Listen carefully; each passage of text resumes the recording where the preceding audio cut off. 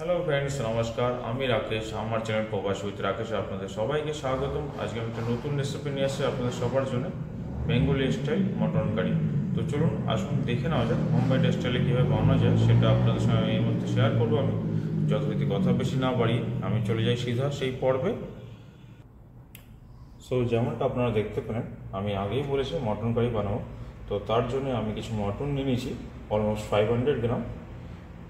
সেটাকে আমি ধুয়ে রেখেছি। আর এখানে 250 গ্রাম মতন অনিয়ন আমি চপ করে রেখেছি। ডুমো করে দুটো বড় সাইজের আলু কেটে নিয়েছি এবং গ্রিন চিলি আমি 3 নম্বর চপ করে রেখেছি। আপনাদের কাছে গ্রিন চিলি পেস্ট থাকে সেটা ইউজ করবেন। তো সবার আগে আমি রেসিপিটা প্রিপারেশন করার আগে মটনটাকে ম্যারিনেশন করব।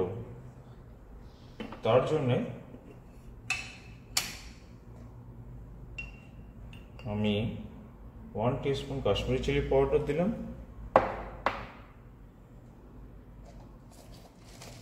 কিছু পেপার ক্রাশ দিলাম যেটাকে কালো মরিচ বলে,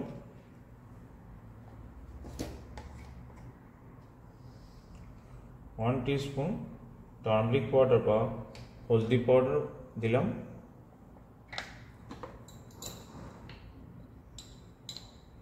1 টিস্পুন ধনিয়া পাউডার দিলাম,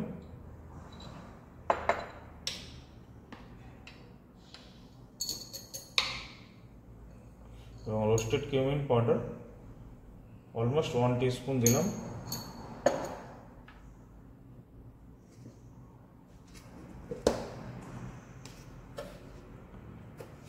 এবং 1 টিস্পুন সল্ট দিলাম।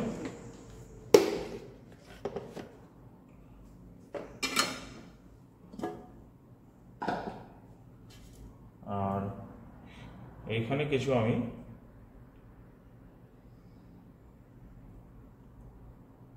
দেড় টেবিল স্পুনের মতন প্লেন কার্ড দিলাম, যেটা ঘরে বসানো।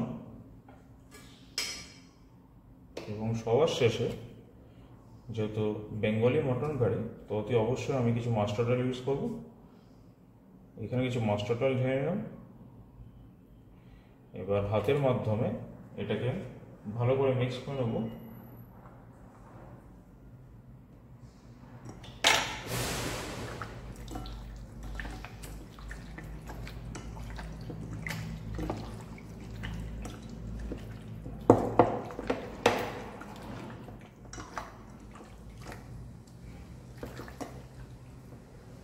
তো যথারীতি দেখতে পাচ্ছেন আমি মটনটাকে ভালোভাবে মিক্স করে রেখেছি। এটাকে অ্যাটলিস্ট 40 to 1 আওয়ার্সের মতন এইভাবে মিক্স করে আপনাদের রেখে দিতে হবে। তারপরে আমি ফিরে আসছি গ্রেভি প্রিপারেশনের জন্য।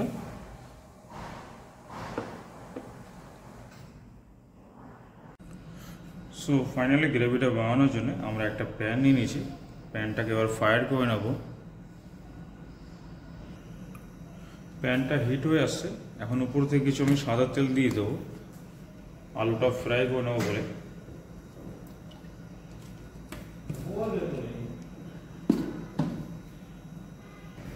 তো তেলটা হিট হয়ে আসছে, তো এখন আমি ডুমো করে আলুগুলো ঢেলে নেব।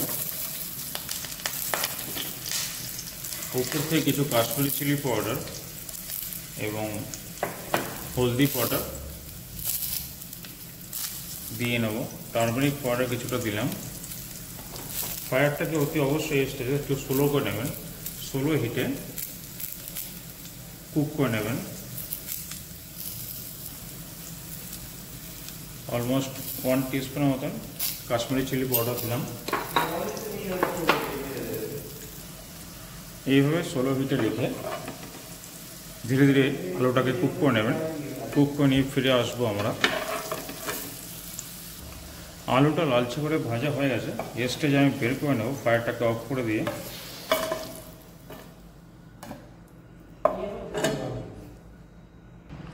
এগেন আমি ফায়ারটা অন করে নেব এবং কিছু মাস্টার্ড অয়েল ঢেলে নেব উপর থেকে।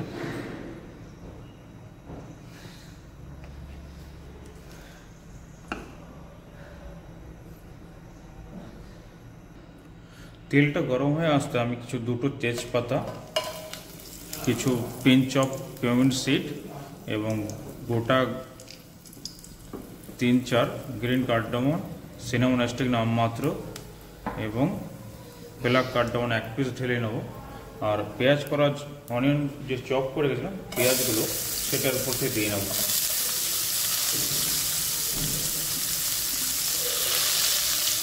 এখানে অতি অবশ্যই আপনারা মনে রাখবেন, আমি যেহেতু 450 to 500 গ্রাম মতন মটন নিয়েছি, তার পরিপ্রেক্ষিতে আমি 250 গ্রাম মতন বা 200 গ্রাম মতন অনিয়ন আমি চপ করে রেখেছিলাম, সেটা আমি নিয়েছি।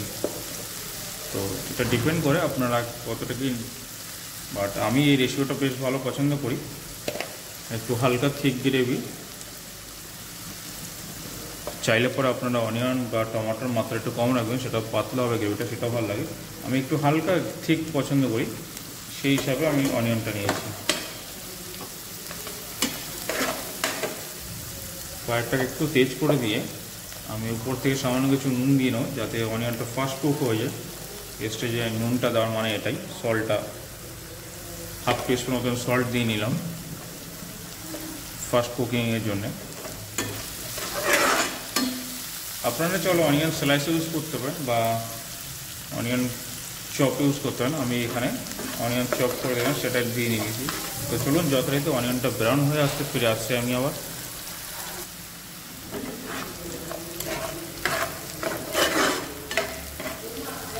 অনিয়নটা হালকা ব্রাউন হয়ে আসছে, এই স্টেজে আমি কিছু মশলা ঢেলে নেব।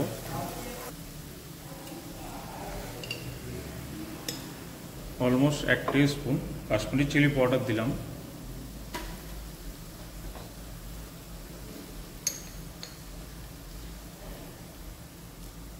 1 teaspoon roasted cumin powder,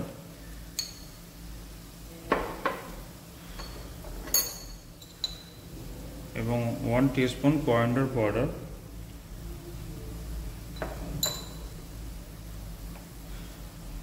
1 teaspoon turmeric powder.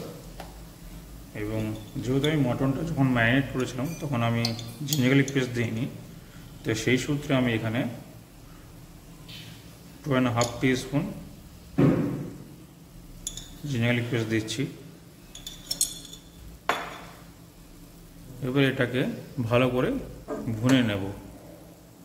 ফায়ারটাকে slow রেখে 2 মিনিটের মতন ভুনে নিতে হবে এটাকে।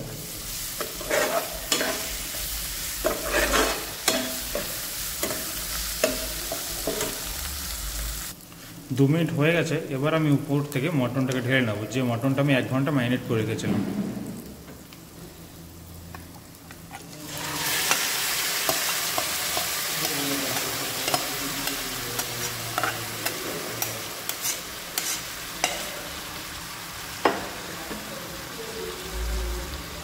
মটনটাকে ফায়ারটাকে একটু তেজ করে দিয়ে যে 8 থেকে 10 মিনিট এভাবে কন্টিনিউ নাড়িয়ে কুক করে নেবেন।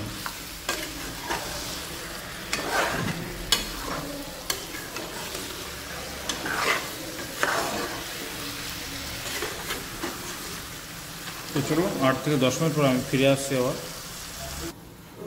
মাঝে মাঝে আপনারা লিড সরিয়ে নিয়ে 2 মিনিটের মতো নাড়িয়ে নেবেন।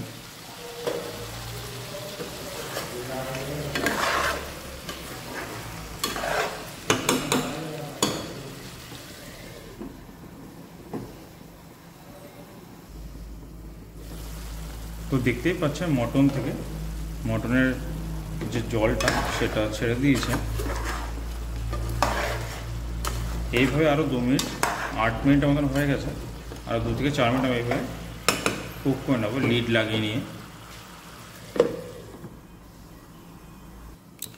3 মিনিট হয়ে গেছে, এবার আমি লিডটা সরিয়ে নিয়ে যে আলুগুলো আমি হালকা ফ্রাই করে রেখেছিলাম সেটা ঢেলে নেব।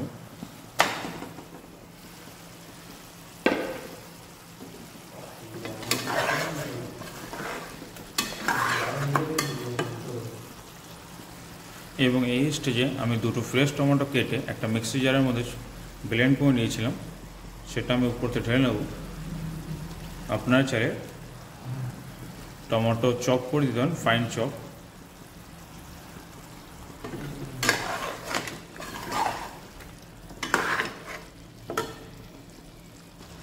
টমেটো পেস্ট বা টমেটো পিউরিটা ঢালার পরে ভালো করে মিক্স করে নিয়ে আমি এর উপর থেকে এখন যে গ্রিন চিলি চপ করে গেছিলাম 4 থেকে 5 নম্বর, সেটা দিয়ে নেব। এবং 2 থেকে 3 নম্বর হোল গ্রিন চিলি দিয়ে নেব।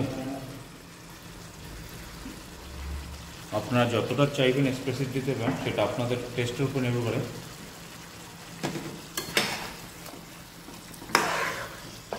এইভাবে এগেন ভালো করে মিক্স করে নিয়ে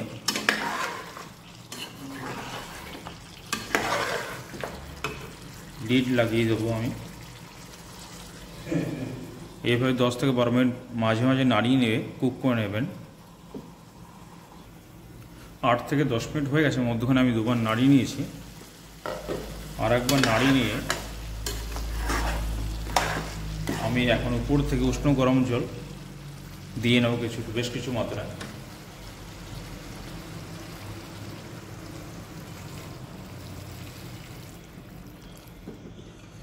গ্রেভির কালারটা দেখে আপনাদের হয়তো মন ভরে গেছে, এবং ফায়ারটা একটু তেজ করে দেব।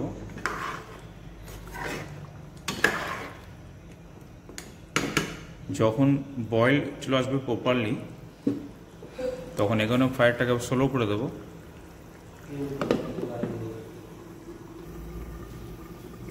বয়েল এসে গেছে, তো এগেন আমি ফায়ারটাকে স্লো করে দিয়ে এইভাবে 30 থেকে 40 মিনিট স্লো ফায়ারে আপনারা কুক করে নেবেন। তবে মটন প্রপারলি গলে রেডি হয়ে যাবে আপনাদের মটন কারি। অথবা আপনারা যদি প্রেশার কুকারে দিতে পছন্দ করেন, তো প্রেশার কুকারের মধ্যে ঢেলে 7 থেকে 8টা সিটি মেরে নেবেন।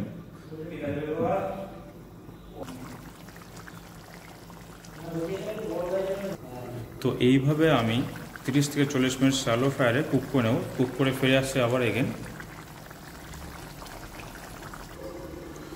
তো ফাইনালি ফ্রেন্ডস 30 থেকে 40 মিনিট হয়ে গেছে, আমি মাঝে মাঝে নাড়িয়ে নিয়েছিলাম।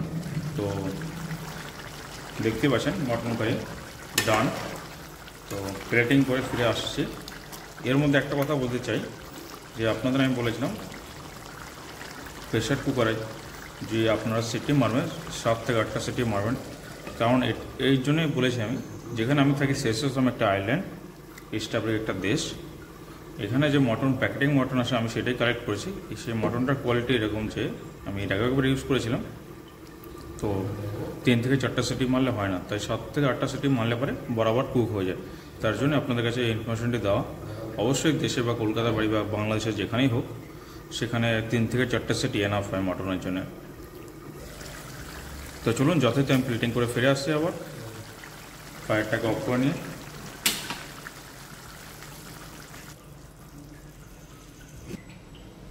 গ্রেভির থিকনেসটা দেখতে পাচ্ছেন। এই স্টেজে আমি এরকম টাইপের রেখেছি।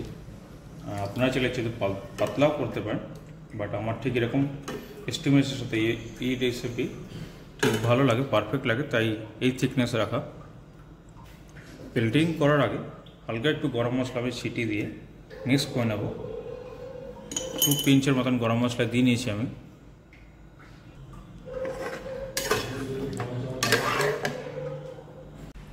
তো ফ্রেন্ডস দেখতে পাচ্ছেন ফাইনালি আমার মটন কারি প্লেটিং করে রেডি করে আপনাদের সম্মুখে তুলে ধরেছি। তো এটার final look Bengali style mutton curry, পুরো হোমমেড স্টাইল। আর যদি কিছু ভালো লেগে থাকে তো আপনারা শেয়ার করবেন, লাইক করবেন, এবং অতি অবশ্যই লাইক করে দেবেন।